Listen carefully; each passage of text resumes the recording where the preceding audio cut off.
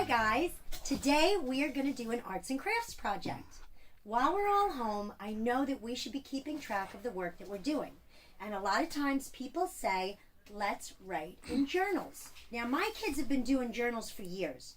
But during this time that we're all home, I think we need to step it up a little bit, have some fun, and do an arts and crafts project instead of just making it a plain journal. So what I decided was to pick out one of my favorite books. And one of them is called Flat Stanley.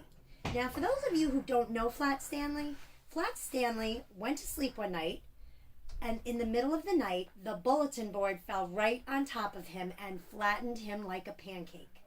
So, Flat Stanley is now flat and can go anywhere that he wants to.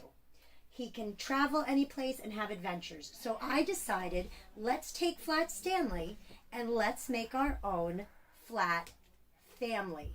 Now, this is a project for the whole family. So what you guys can do is get the whole family around the table and start to decide what your flat people are going to look like. So we have some ideas here. I have a flat girl and I have a flat boy, and they are part of my flat family. Now, what I did was I found some supplies that I have right here in my house. So what I decided is we needed our crayon box, we needed some markers, some tape, some scissors. If you have paints, that's a great idea, pencils.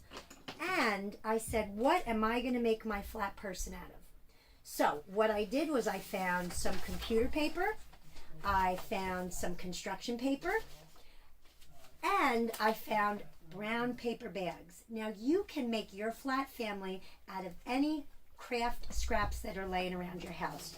So once you make your flat person, you can color them in using markers, crayons, paints, or we a lot of times have a lot of scrap bags hanging around our house after we finish different projects. And in the scrap bags, you can find things like buttons that you can add to your flat project. You can add stickers to put a letter or your name on your flat person. I found some leftover felt hanging around the house. You can make clothes for your flat person.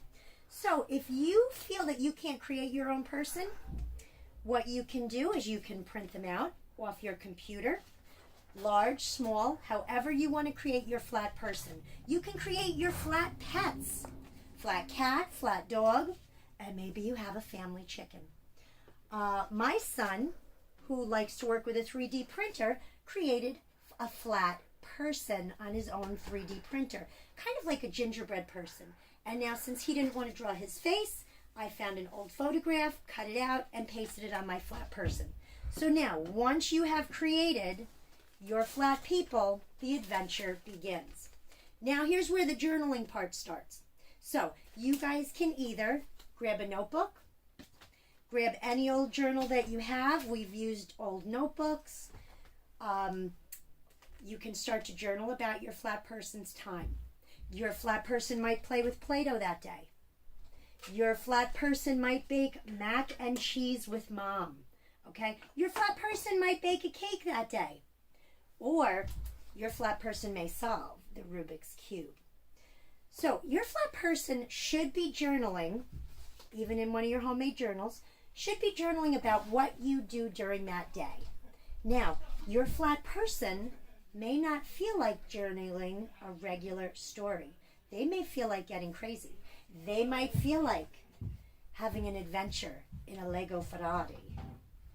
They may feel like going out and playing catch with a football.